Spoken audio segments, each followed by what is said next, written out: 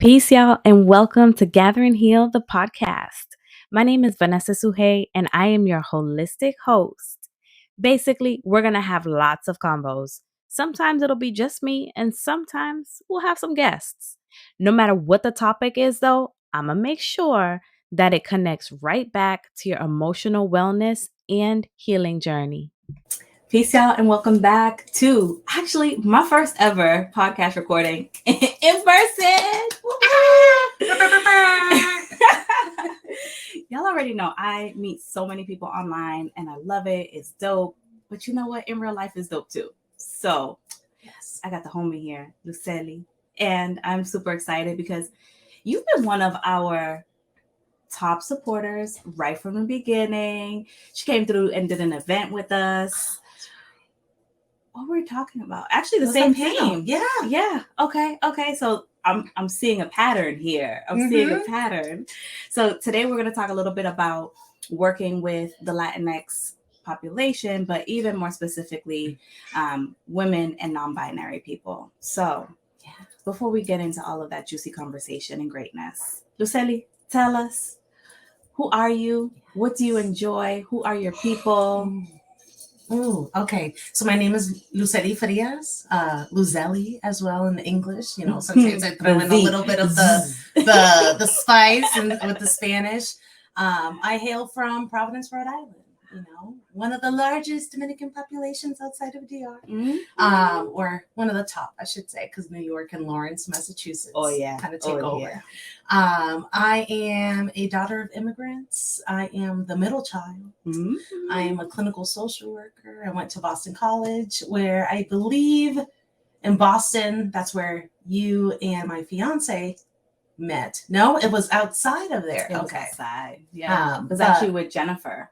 Jennifer connected us. Okay. And then we all had lunch or dinner in Atlanta when y'all came down. That's right. 2018. Oh my goodness. Remember that. But, you know, got connected through other people, and I'm glad that happened. That's that community there. Yeah. That's that community. Intentionality, right? Yes. And I currently work as a clinical social worker in my private practice, energy counseling, currently serving women and non-binary folks in Massachusetts and now in North Carolina. So that's a little bit newer, kind of getting accustomed to, you know, their own ethics and things in North Carolina. And I'm so excited to be here. Yes. You know, I'm glad to be your first in person. Oh my goodness. Outside of, I'm sure, your cousin who has done many things together. But yeah, you know, the panel that we did a couple last year, actually. Last year. And we were talking about, you know, how to be, or how you exist as a mental health professional during Latinx Month. I think that's what it was. So I'm excited to be able to talk a little bit about, you know, the things that I'm seeing in my practice and my personal experiences as a Latinx woman, and, you know, and mental health. Comes together, because it all comes together. It really does. Listen, I've always wanted to ask you, but it's one of those things where it's like, I don't feel like texting all of this. So now that you're here, let's just go with this. Yes. Tell us the meaning behind your practice name, Energy Counseling. Yeah, so it's funny. It's kind of corny, I guess. That's my favorite kind of story. Let's go. I was texting with my sisters and I was like, you know, we need to figure out a name for my practice because I have nothing. And everything that came up, I kept seeing other people had the names and I'm like, I need something that's just different. And my older sister was like, and her name is Gisling and starts with a G. And she's like, haha, we need to find the inner G within all of your clients. So like their inner gangster. And I was like, haha, that's so funny. And then she started playing with the word. So she started sending me different like spellings. And I'm like, okay, you're onto something. And she's like, yeah, you know, you just pay me later when you go big. So shout out to my sister for coming up with energy counseling. And the way that I spell it, it's that inner, right? And then like the ending of energy. And if you look at my website, my kind of tagline is regain your energy. And energy is kind of built within the energy counseling. So it's kind of like trying to find that, you know, that inner fancy, that inner strength, power to, you know, just heal to become your better true self, to kind of shed all these other layers of masks that we've been wearing. And that's, you know, in our conversation today, that's what I'm seeing a lot of, you know, the women that I work with doing, is shedding a lot of the masks that they have been either expected to wear, feeling forced to wear, or assumed to wear. Right. So, yeah. Oh, I'm glad that you asked. Oh, no one has ever asked. I've been like dying to ask, but I feel like, of course, it's one of those things that I'm glad I waited till in person, because the story behind it is just like, yes. But every time I see it, I'm like, I know there's something behind this name. But now there's like Energy Gym and Energy, and I'm like, darn it, I can't trademark it, but that's okay. That's not important to me. But the meaning and like the dopeness that it was made with your family, with your sisters, I love that. And then the meaning behind it is so true, where it's like, that's what I do with my clients. It's like, how do we find our own inner G? Like, we are all gangsters up in here, but there's just so many things that are like stacked around us, right? And I've had clients talk about a brick wall or a cement wall, or just like being surrounded by darkness or whatever it might be. And it's just like, how do we shed all that shit? Yeah. Like, go. You are a beautiful individual, and like, I know you sparkle. I see it all the time. And I want you to radiate that more. I want other people in the world to feel it too. I think it reminds me of, so when I think of the creation of the name, I always think of, I can't remember if it was like early on with my clients when I was explaining, like, you already know what you need. We just need to find the confidence within you to say, this is what I need, and I'm going to do it, and I'm going to go forward with that. I'm not pulling stuff out of a magic bag saying, this is what you need, this is how. No. I'm just standing next to you kind of saying, hey, let's remind you of this voice inside you that's been dimmed by those cement, you know, walls, by those brick walls, by those layers, by those masks that you've been wearing. Fear, anxiety, right? When we really start to dig, we kind of find all these, the foundation, what's created that wall. So, you know, I feel like the name kind of is intertwined into the work that we do too. We're like peeling the layers back to find that inner voice and run with that. So, and the most beautiful part is that they already have it within them, right? I'm not doing anything. There's no magic happening here. I mean, I'm flattered. Thank you, but also no. I guess it's for real. It's you. Yeah. And the walking beside them and, you know, reminding them of like, why are we doing this? Right? Because it gets really hard and it gets really sticky in certain like experiences that our clients are having. And I know that look, when they look at me, they're like, what am I doing and why are we doing this, Vanessa? And I'm like, why is it so hard? I got you. You said you wanted to do. And they're like, okay. I'm like, yeah, I got you. It's rough. You know, it's not an easy road. The walking beside them kind of reminds me of, or the idea of that you already know what you need. And I know that you've done some trainings, or you might be certified in brain spotting. Like brain spotting, I think, is like the perfect depiction of like, oh, I'm not doing anything as a clinician. And the client's realizing like, oh shit, like I know what I need. I already knew what it was that needed to come after. I just needed to like get over that bump in the road. And when you see that kind of like enlightenment, or that like that like sense of like relief in their face when you're doing brain spotting, I'm like, this is why I do this work. This is it. This is why I love it here. So yes, the dope part too about brain spotting, right, is that, and I always say this, where it's like, I'm a talk therapist. I love talking. I love listening. That's my jam. And there's only so much we could do with that, right? And that's my favorite part about brain spotting, is that like when we're trying to figure out like, what do I want? Where am I trying to go? Who am I? What am I passionate about? Like answering all of those questions, we're using our heads. Yes. And I'm like, you're thinking too much. And they're like, well, Vanessa, how else am I supposed to come up with it? Well, not with your brain, because you've been trying that and it's not working. So like, we got to drop into the body. We got to drop in to see kind of like, what's the tingle that gets you excited, or what's the that's definitely not it, because that's a good message too. Yeah. But how do we recognize we've been doing this and we've been coming at it from the mind too much? It's not working right now. It's okay. We'll come back to it, and let's drop into the body. Let's drop into like what sets your soul on fire, right? Yeah. Ooh.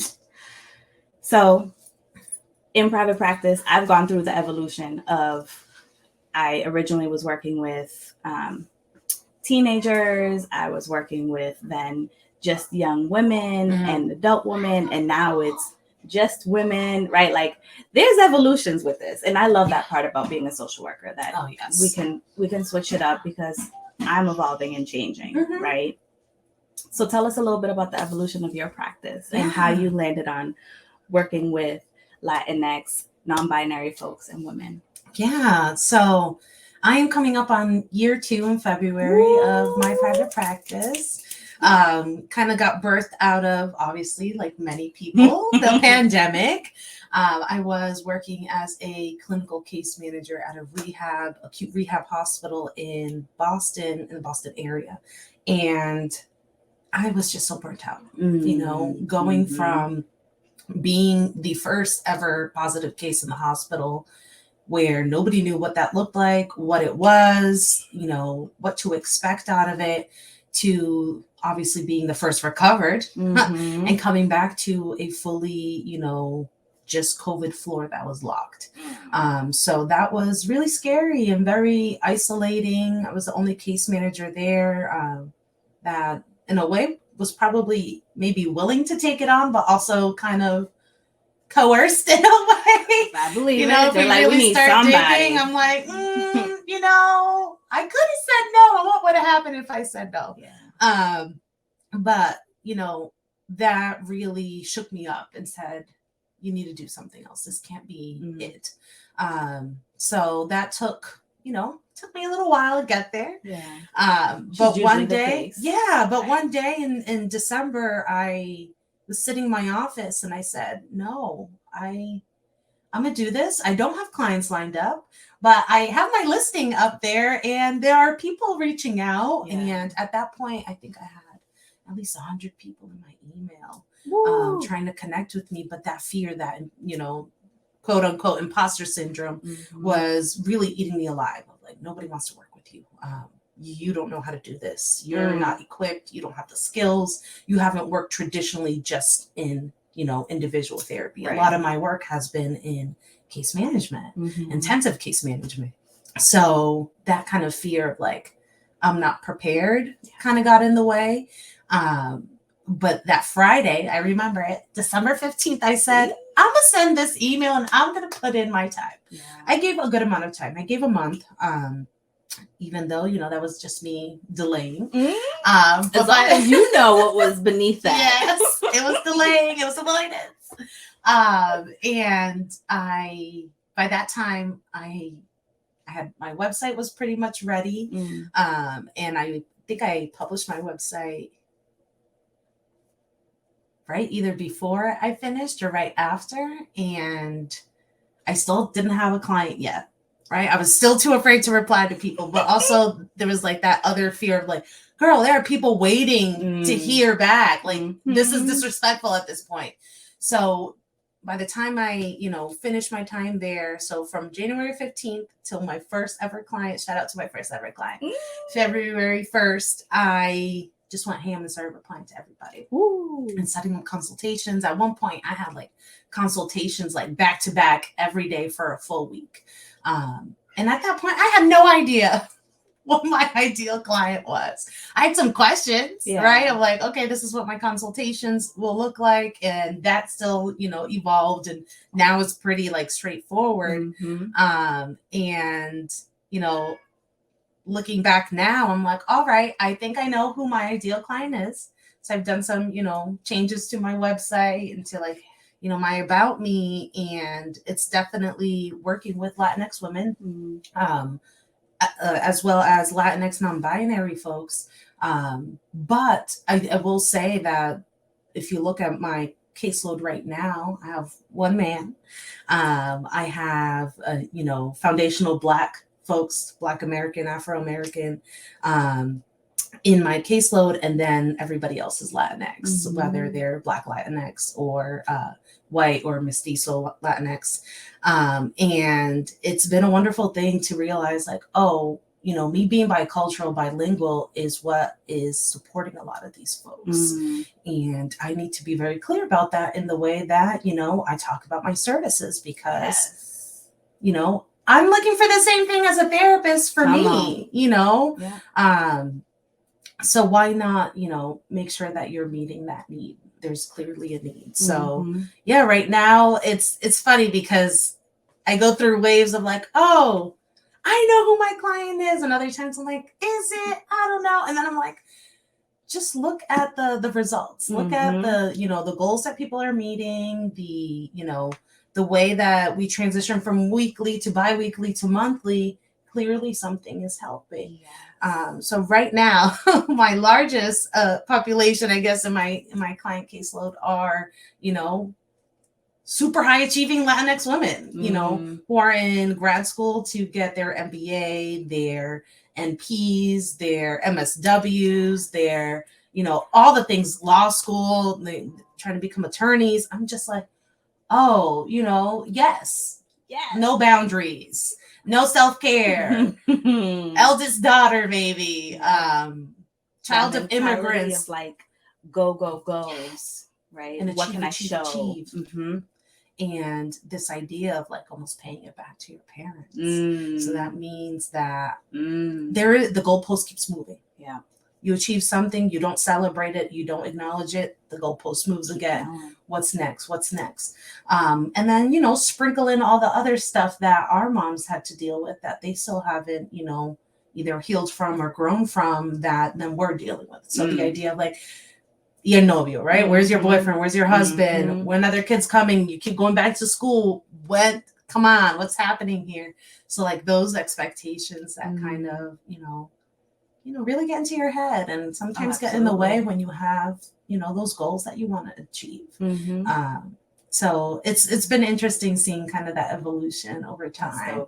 And just seeing how the more who that client is that you can support the best, the easier it is for them to find you, right? And now I'm like, oh, we won't be a good fit. It's like, oh my God, everybody is going to be a good fit, and you're full. Yeah, so calling how do all we the do right this? people. Yeah, so it's honestly at this point, it's finding the right people to refer to that can also meet that need.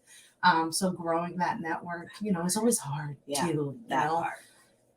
Being virtual now in Massachusetts, so not living there anymore, I think has made that a little bit more challenging because I'm not in spaces where I can meet other therapists like me.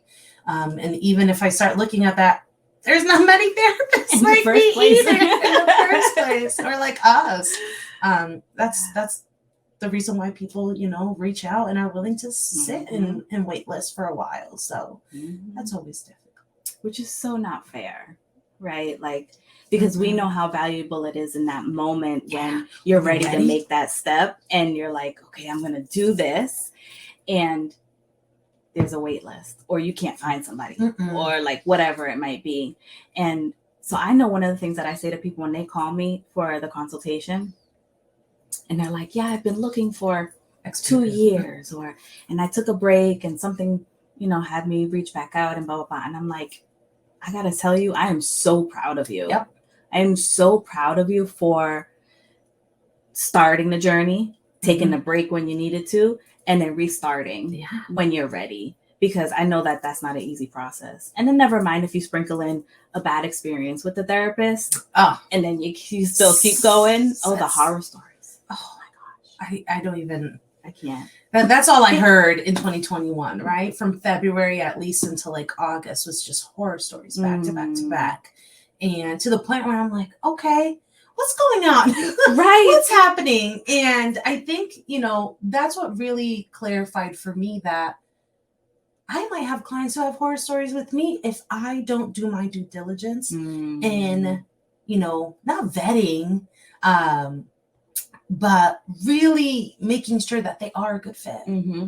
and not feeling bad when they're not, because Right. it's not about me in that moment. And it is about me, right? I don't have the skills to support that person. Mm-hmm. I am doing them a disservice by saying that I can, Right. not supporting them. And then they go off and they're like, that was not That what I was expected awful. therapy to be. And now I don't want to go back. Right. And it's like, oh, therapist. And now you maybe gave them a bad impression, or now they have their own horror story that you weren't equipped. And, that's on you, and you need to figure that out. Yeah. So, for me, it was really figuring out, okay, if you also don't want to be one of those therapists, you need to be clear on who it is that you serve and what problems you solve. Yeah. Right. Or you support in solving. And once that becomes clear, it makes that so much easier to feel like, and then you can see it in session, right? And you feel it's very it. clear. And you feel it. You're like, oh yes, I'm so excited to see Engaged. this person, and we're here talking about these things, and it's flowing beautifully. Like that to me is when I have those moments, I'm like, yeah, this is it. But it's interesting, as you were just talking, I was like, we're talking about a very parallel process. So we're talking about supporting clients and being able to remove masks and figure out who are you, like who's your energy. And we as therapists are also doing the same thing, because I got to be super clear on who I am, who I want to support, so that, like you said, we're attracting the right people. Yeah. That's the same thing we're doing with our clients. It's a beautiful thing. I know. Right? I know. But to go off of that, that's a lot of internal work that we have to do, and that is not done by yourself. I'm pooped out. So for folks who do not know, therapists should be in their own therapy. A lot of personal things can come up in your sessions, especially when you're working with folks who look a lot like you. So in my case, working with a good amount of Dominican women has been a lot of my personal stuff. Stirring up some shit. Yeah, stirring up that pot real good. That sancocho is like, I need some sancocho because it's a little chilly. But it's been, sometimes challenging to sit with the discomfort of hearing a client describe a situation that is very similar to yours. And you're like, girl, I don't know what I'm doing either. But it's like, okay, let's take a step back and, what is it that they need right now? Sometimes it's not about solving the problem, but about being heard, right? And feeling validated and saying, okay, my therapist gets me. I don't have to explain why my mom is the way that she is. She just is. And in my seat, I'm like, yup, I get it. Say less. I get it. I can write you a book about this. So, in realizing that, and there's been moments where I walk out of a session, I'm like, oh, I am really triggered right now. And I let my fiance know, who's also a therapist. Shout out to Josh. I'm like, that session brought up a lot of stuff that I am also dealing with, and I don't feel good right now. Yeah. So, whether we watch our funny favorite TV show, cook a meal together, kind of just hang out, or I take some space and kind of, love to play my Switch and play my video games. Hey. But realizing like, oh, this is something I bring up in supervision. Shout out to Thelma from the Healing Hour. She's my colleague. Both of us actually ended up putting in our time and starting our practice together at the same time. That's dope. Which was the most supportive process that I, if I didn't do it alongside with her, I think I would have dragged my feet a little bit more in transitioning. But we have, weekly supervision, and she's also a Dominican woman who also has a decent amount of Latinx women that she works with. And we talk about that of, there's a lot of stuff coming up that, that we're also experiencing and dealing with. So having another person, going to supervision, having another person who gets it as well is probably one of the most supportive, built-in community that we've created. There's that community, y'all. There it is. Lucely mentioned her fiance. She mentioned her supervisor. You talked about the therapist, right? Like, that's that's it. Yeah. Right. And it's that recognition of I can't depend on myself to do all the things all the time, nor should I be depending on this one other person, which is what society tells us, your fiance or your life partner or whomever it might be, depend on them for everything. Please don't do that to me, because that's scary. That's a lot of pressure. Yeah. And I'm not going to do it to you. Especially when they're not available, right? Mm. You know, that makes it really difficult. So it's been definitely, and if you go back to that panel that we did, and I want to say it was around maybe September of last year, I had mentioned, someone had asked, I think it was a student that asked about community. And my answer was, you need to create it. You know, when you're going to grad school, it was specifically in regards to like your trajectory into mental health as a Latinx person, was, you know, I'm in Boston. Yes, there's Dominicans there. But at Boston College, ma'am, no, not many. No.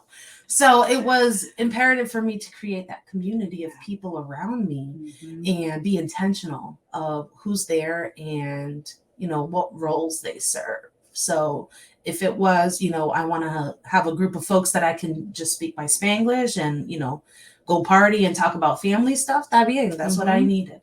If it was my group to focus on just school and talk about all of that stuff, then fine. But I was, you know, the mastermind in creating that community versus feeling like, oh, you know, I want them to find me or I want to find it. And that's not the case, which is frustrating. You know, said it earlier, intentionality. I'm hearing it again. In recognizing, okay, what do I need? What are the roles that these people or this person is going to play? And being okay with that, right? It's really interesting how many times where I'm like, that's not that person's role in your life. And the shock that comes across people's faces. I'm like, and that's okay. We circle back to this person when we need whatever said thing. But what you need right now is what this person usually gives you. So why are we not going this way? Right. And it's okay to recognize people have different roles in our lives. You have different roles in someone's life. Right. And that's all right. But the intentionality, that part is clutch. And when you're a business owner, you know, you can be working 24/7 and not realize that you need to take time off. So, you know, or creating that space outside of just, oh, let me take my business hat off and be in community. You know, that's when you need community even more. The most. Oh yeah. So we talked about a whole lot of things. So many things. And I love it. The intentionality is the one that's sticking out the most. I'm going to sit with that and try to figure out what's like why. But I love it so much. But did we miss anything? Anything you want to share? A tidbit, a gem, or more? Because you've already dropped a few. You know, I can go on for hours. I'm not even gonna play. I tell people like, you got to reel me in because I can talk for a little while. No, you know, something that keeps jumping out at me the last couple of weeks that I've been saying everywhere. Boundaries are not requests, folks. You're not asking people to behave a certain way. Boundaries are for ourselves. A request of ourselves, actually, to behave a different way when something, you know, if I say, Vanessa, you know, if you do this again, I'm leaving, or you need to leave. What if you do it again and you don't leave? You know, that's a request. Vanessa, when you do this again, I'm going to step away because that doesn't make me feel safe. Not a request, dependent on me, I move away. And I know that as, you know, Christmas just wrapped up and other holidays are coming around the corner, you know, I think that that's an important reminder for folks, or even if it's not holidays, you know, anything. Right. That boundaries are not requests and no is a full sentence. Period. Mic drop. So just a friendly reminder for folks. In case y'all forgot. In case you forgot. It's okay. We forget things. We forget things. Oh, yeah. You know, we are not immune to any of those things. And, you know, we're human. Yeah. And the boundaries piece, I always like to remind people too, like, there are those external boundaries, but there's also internal boundaries. So if you say you're going to leave after someone does something, then you should do so, because if not, you're undermining yourself. What message are you sending to your parts, right? That I don't respect what I'm saying I'm going to do. What? So yes, we'll leave that for another whole episode, because boundaries create like a series. seriously, you know, and even if you think of the language behind boundaries, trying to give language in Spanish to clients is always so interesting, because I'm like, how do I say this to my mom? And it's like, whoo, all the things coming up. Yep. One moment, please, while we put our heads together and think about what you could say. And that's what it is. And not just that, but then the aftercare, right? Of setting boundaries with folks who tend to be a little bit more difficult. Yes. So those are the hard ones. But such beautiful growth when clients are able to do it and they come back and they're like, that was really fucking hard. Yeah. And I feel a little bit lighter. I did it. And then the next time feels a little easier. And then the ball keeps rolling. Now you get a boundary. You get a boundary. You get a boundary. Passing them out. Okay, Oprah. I love it. I love it. Keep setting those boundaries, folks. Yeah, for real.